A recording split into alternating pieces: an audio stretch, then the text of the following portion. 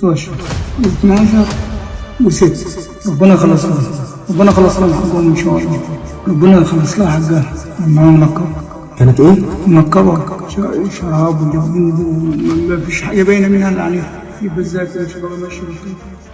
وهو ماشي في الطريق واحد من الأطفال دي قابل وجه كريم ولفظ أنفاسه الأخيرة. الطفل التاني كان بيتألم وبيبكي من آثار السم القاتل ده اللي حطوله في العصير. المفروض ان الطفلين دول كانوا بيموتوا أو بين الحياة والموت. هل سواق التوك توك ده وهو ماشي في الطريق ما أخدش باله إن الأطفال دي مش في وضع طبيعي؟ طب نفترض اللي هم كانوا في وضع طبيعي، الراجل ده نزل رماهم جوه البوابة ورجع يجري مرة تانية وركب مع سواق التوك توك واخدوا التوك توك ومشيوا. هل سواق التوك توك ما وجهلوش سؤال وقال له الأطفال اللي كانت معاك انت وديتهم فين؟ لو انت زي ما قلت امام جهات التحقيق عايز تنتقم من امهم، ذنبهم الاطفال الثلاثه اللي لسه في عمر الظهور ولسه بيبداوا حياتهم. الطفل اللي انت غرقته في المصرف ده وهو بيغرق قدام عينك وانت شايفه وقادر تنقذه وما اتحركت، قلبك فين وانت بتخلص على 3 اطفال قدام عينك عشان شهواتك ونزواتك وعشان علاقه آثمه بينك وبين سيده؟ ده لو صح الكلام ده من واقعة حياة النيابة العامة، عقلك الشيطاني هيقلك اللي انت ممكن لما تتخلص من 3 اطفال دول ان الجريمة بتاعتك محدش هيكتشفها، لكن يشاء الله من فوق 7 سماوات ان ينفضح امرك ويتكشف خيوط الجريمة دي. تقريبا الشغل الشاغل لكل مواقع التواصل الاجتماعي في الكام ساعة اللي فاتوا هي قضية محافظة الجيزة، وتحديدا اللي حصلت في منطقة فيصل، واللي تخلى شيطان عن مشاعر الإنسانية والرحمة وقتل 3 أطفال وأمهم بدم بارد.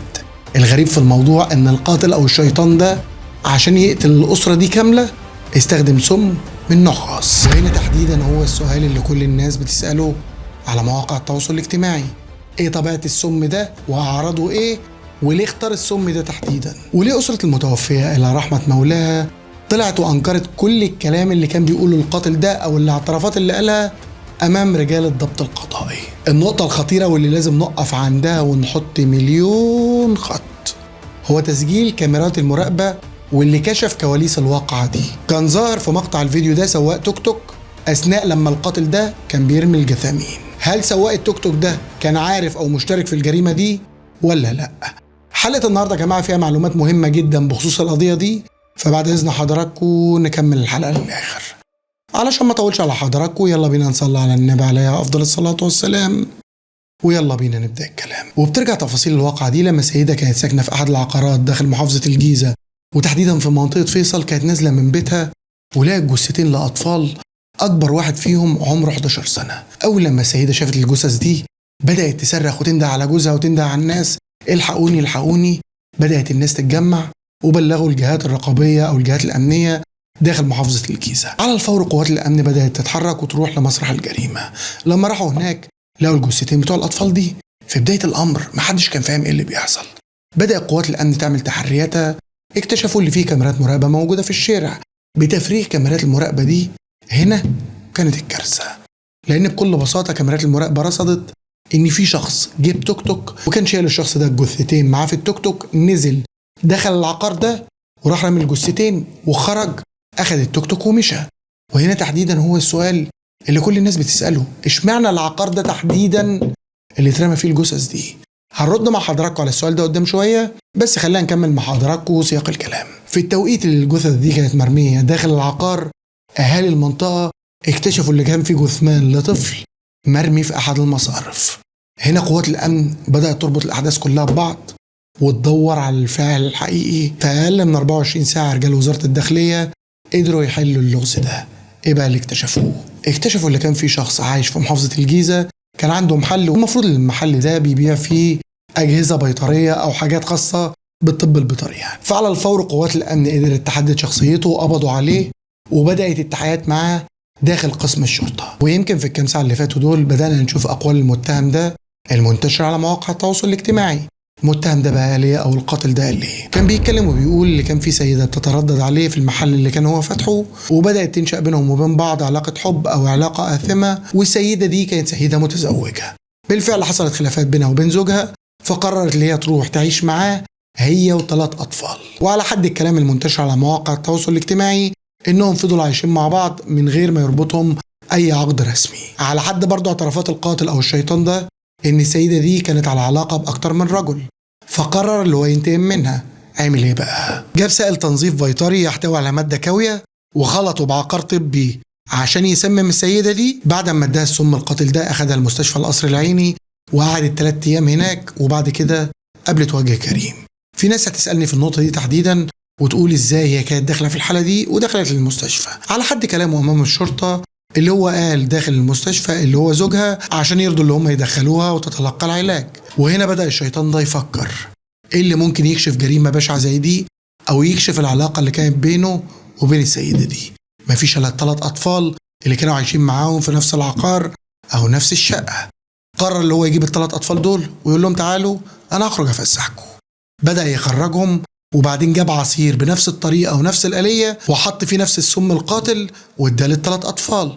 في 2 من الأطفال شربوا العصير وبدأت تظهر عليهم نفس الأعراض، لكن الطفل الثالث رفض اللي هو ياخد العصير. فيسكت القاتل ده لا يجيبه ويقتله ويرميه في أحد المصارف والأهالي يعثروا على جثمانه زي ما قلت لحضراتكم في بداية الحلقة. طبعا النقطة دي تحديدا يا جماعة اللي هيكشفها هو الطب الشرعي، إذا كان سبب الوفاة هو الغرق ولا الخنق ولا السم ولا ايه الموضوع بالظبط. خلينا نرجع مع حضراتكم بقى للطفلين الاولانيين اللي اخدوا السم. بدات تظهر عليهم علامات الاعياء، بدا يفكر يعمل ايه. راح اخدهم في توك توك بعيد عن مسرح الحادث، وهو ماشي في الطريق واحد من الاطفال دي قابل وجه كريم ولفظ انفاسه الاخيره. الطفل الثاني كان بيتالم وبيبكي من اثار السم القاتل ده اللي حطوله في العصير. عقبال لما وصلوا للعقار اللي رمى فيه الطفلين كان برضو الطفل الثاني قابل وجه كريم. في روايات كتير منتشرة على مواقع التواصل الاجتماعي بتقول اللي كان في طفلة لسه على قيد الحياة لما الناس بدأوا يسألوها انت مين او ايه اللي جابك هنا، وهي اللي اعترفت.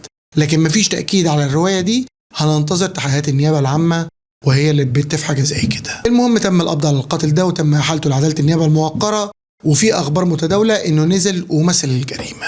بس في نقطة مهمة جدا يا جماعة لازم نقف عندها ونحط مليون خط، وده سؤال سألته مع حضراتكم في بداية الحلقة.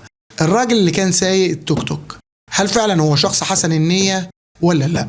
انا هفكر مع حضراتكم بصوت عالي كده، ويا ريت حضراتكم تشاركوني برايكم تحت في الكومنتات.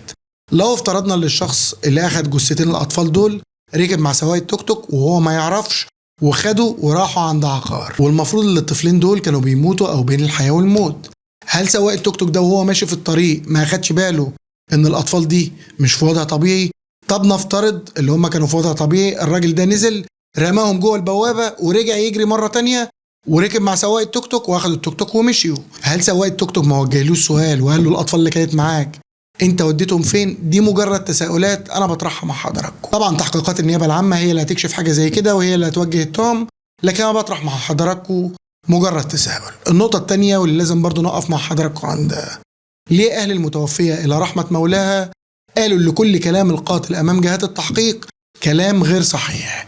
الإجابة بكل بساطة يا جماعة احنا في مجتمع شرقي، وعشان نكون متفقين كده يا جماعة مفيش تأكيد على رواية القاتل ده ان كان في علاقة آثمة مع المتوفية إلى رحمة مولاها. ويمكن أهلها بيتكلموا بيقولوا اللي هي كانت منتقبة وكويسة وبتصلي وست تعرف ربنا، والناس اللي عارفة منهجي كويس عارفين اللي أنا ما بحبش أتكلم في الجزئية بتاعت الأعراض وأقول دي عملت أو ما عملتش. فهننتظر برضو تحقيقات النيابة العامة هي اللي هتقول إذا كان الكلام ده حقيقي ولا لأ. وارد جدا المتهم ده عايز يهرب من العقوبة ويبرر الواقعة اللي هو عاملها، ووارد جدا ان تحقيقات النيابة العامة تكشف لنا مفاجآت في الفترة اللي جاية. بس ايا كان اللي حصل في القضية دي احنا امام قضية تقشعر لها الابدان هزت المجتمع المصري كله، ومن خلال منصتي بطالب بتطبيق اقصى عقوبة على الشيطان ده عشان يكون رادع قوي لكل من تساوي له نفسه انه يقدم على جرائم بشعة زي دي. لحد وقتنا ده عقلي مش مستوعب ان القاتل او الشيطان ده لما قتل السيدة وراح ل3 أطفال لسه في عمر الظهور بيبدأوا حياتهم ويحط لهم السم بإيديه في العصير ويقول لهم خدوا اشربوا، وهو شايفهم بيموتوا قدام عينه وما تحركش قلبه من جوه ويقول لهم لا ما تشربوش، العصير ده فيه سم. لو انت زي ما قلت امام جهات التحقيق عايز تنتقم من امهم، ذنبهم الاطفال ال3 اللي لسه في عمر الظهور ولسه بيبدأوا حياتهم. الطفل اللي انت غرقته في المصرف ده وهو بيغرق قدام عينك وانت شايفه وقادر تنقذه وما تحركتش، قلبك فين وانت بتخلص على 3 أطفال قدام عينك عشان شهواتك ونزواتك وعشان علاقة آثمة بينك وبين سيدة؟ ده لو صح الكلام ده من واقعة حياة النيابة العامة. عقلك الشيطاني هيهيأ لك اللي انت ممكن لما تتخلص من ال3 أطفال دول ان الجريمة بتاعتك محدش هيكتشفها، لكن يشاء الله من فوق 7 سماوات اللي ينفضح أمرك ويتكشف خيوط الجريمة دي. علشان كده بأكد مع حضراتكم قبل ما ننهي حلقة النهاردة إن الأشكال دي أو الناس اللي بترتكب جرائم من النوع ده إحنا مش عايزينها في مجتمعنا. مصر بلد الأمن والأمان، رجال الشرطة بيقوموا بواجبهم على أكمل وجه، لكن بنلاقي حالات فردية لا تعبر عن نفسها، لا تعبر عن الشعب المصري من قريب أو بعيد، بترتكب الجرائم البشعة دي وتسيء لينا قدام الوطن العربي كله. اللهم أرنا الحق حقا وارزقنا اتباعه، وأرنا الباطل باطلا وارزقنا اجتنابه.